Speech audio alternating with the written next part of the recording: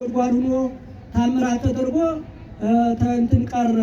በዚህ ጊዜ እግዚአብሔር አምላክ አእላፋት መላእክትን ቅዱሳትን አስከትሎ መጥቶ ለሁሉም ቅዱሳን እንደሚገባው ቃል ኪዳን ሰጠው። ስምን የጠራ ባልህን ያከበረ ወንጌልን የጻፈ የተማረ ያስተማረ አንተ ከምትኖርበት አገባዋለሁ ብሎ ቃል ኪዳን ሰጠው። ስለዚህ ዛሬ ቅዱሱ ሰማዕት የተባለበት ከዚህ ዓለም ድካም የማያረፈበት ቃል ኪዳን የተቀበለበት ቀን ነውና በተሰጠው ቃል ኪዳን እንዲጠብቀን የእግዚአብሔር ፈቃድ ይሁንልን።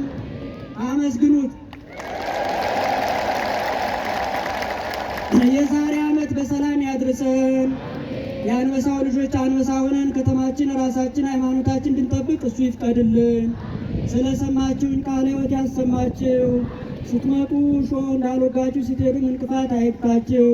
በሰላም እንደመጣችሁ በሰላም ወደ ቤታችሁ ግቡ። ስለሰማችሁኝ እጅግ አመሰግናለሁ። ቃለ ሕይወት ያሰማችሁ።